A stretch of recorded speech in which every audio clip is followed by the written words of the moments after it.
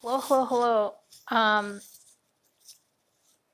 I would like to just share some thoughts about I think what's a serious situation in chronically ill patients that are frequently overlooked is the mental support. Because when a person is chronically ill, and in my situation, I am barely functional above, well, I wouldn't say I can completely take care of myself on my own, although I have a, I kind of pretend like I do. It's probably the best way to put it. Like, I think I can actually be very deceiving in the fact that, well, I just don't complain and I don't ask for enough help. And I guess I don't know where I should go ask for help either. And so it's just like, you know, it's like I try to do what I can to survive, and when I can't do that adequately, um, then that's just how it is. Um, and on the one hand, I am ashamed that I can't do enough. Like, I'm ashamed of being physically disabled. I am ashamed that I can't perform like any other person my age, rather than asking for help, um, or asking where I can ask for help. um, I try to do what I can on my own, and I guess I just kind of can't. Um, hmm, like, I don't know. That's probably just, maybe not just me, but it probably, I think other people are doing much better in terms of asking for help. But I think the, like, for a person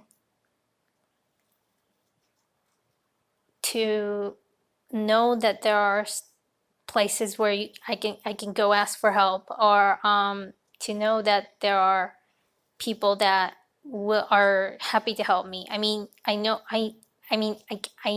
that as a fact. It's just that, like, if I personally have to go there to ask for help and I just physically can't, or if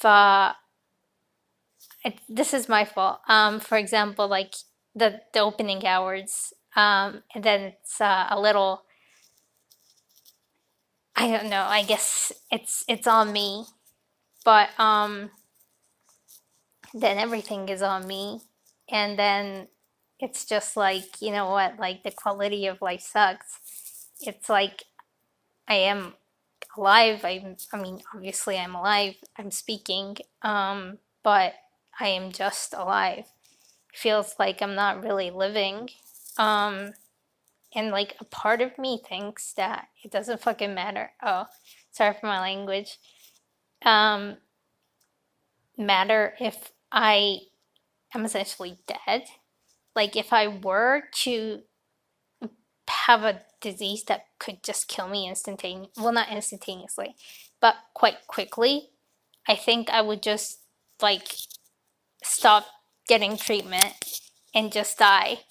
I think that would be my choice, actually, because I'm just so fed up of having to deal with stuff, having to have to deal with stuff. And obviously, I think that's kind of like just an escape. So it's just running away from reality. So although that crosses my mind, like, I want to fight it like I really want to fight, like I really want to stay alive, I want to get my life back, I want to like become functional, and to do that I am willing to sacrifice a lot, or I am willing to work a lot, or at least try my best. And there are people that help me do that, like really like helpful people. I guess it's just that, like, for example, in the medical system, there are extremely advanced networks of support that one could just ask for, or well, one is automatically given with one diagnosis. And basically, the network is essentially non-existent in a different condition. Like, but I think it's like, for example, a neurological illness is probably one of the diseases that are quite overlooked in terms of mental support. How daunting the situation could be, how like because it's not that a person would wish to die, obviously, but if the person cannot sustain life on her own, like if she can't eat 3 meals a day, or like obtain food, and then it becomes like, oh, okay, then like I'll eat as much as I can, and then the rest is just like lying around. It's like, oops, time went by. I'll just sleep. And then it's just like, but then it's just like, oh, I really have to try to eat. And it's just like constantly trying, but like not achieving enough. And then it's just like I need to at least get enough calories, the nutritions, etc., etc. And it's just not.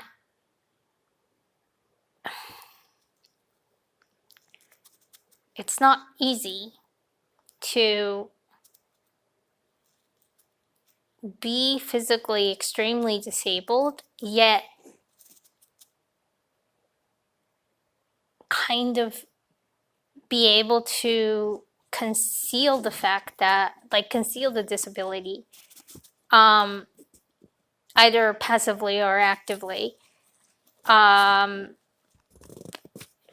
because I don't want people to see me as so disabled, or I just don't complain to the doctor, or I just forget to talk about it because something else is on, like is a bigger agenda.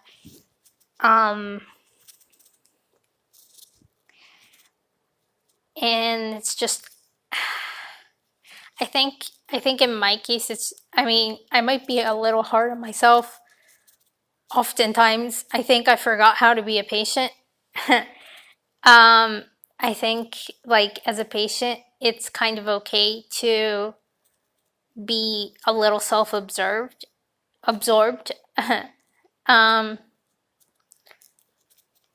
Like, I mean, we can go to the hospital with doubt that, like, when we think, oh, maybe something is wrong, then we should just go to the hospital rather than say, oh, okay, like, it could be this, that, and the other thing. Let's just make sure that I'm not going to the hospital for nothing, or like, let's just make sure that everything is in order. And then with the medical tests, go to the hospital. It's just like, I mean, I think as a patient, we can just go to the hospital, and then it's the doctor's job to check the labs. It's not the patient's job to be the doctor. And I think somewhere in my wiring, there's something, I don't know. It's just that I think there have been doctors that have holistically taken care of me. And there are doctors that specialize in taking care of the situation that they specialize in. And I think the people that holistically take care of you, well, it's just like, even if it's holistically, it's just like, oh, you should just go talk to him or her. But that pointing the finger towards the right direction is absolutely necessary. Um, and I don't know. It's just um,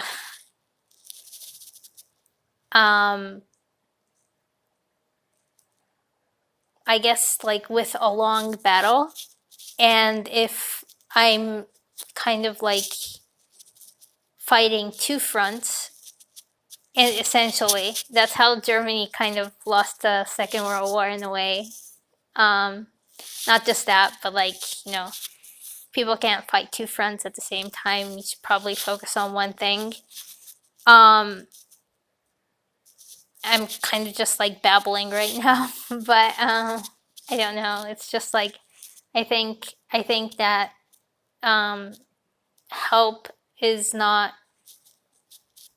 often, like in the medical field, I mean, like it's not something that's actively handed out in specific situations versus in certain other situations. It's just like you go to the like the place that admits you, and then you automatically get a form that says like what's your like mental status, not your mental status, but like your psychiatric status, in terms of coping with the condition, and impending doom. Like, do you want to talk to someone specific? Do you rather not? Like a form that just like is automatically handed out in one word, one circumstance. I think it should be a lot widely done rather than just like done in a disease. For example, like in cancer, like when I was at oncology, they just automatically handed me the like this psych paper. Like I think it was from the psychology or whatever. And for example, in neurology, that is absolutely not the case. Um, and I'm not saying what is worse, what is better. It's just that I think that I guess like the mental support is necessary in all cases. And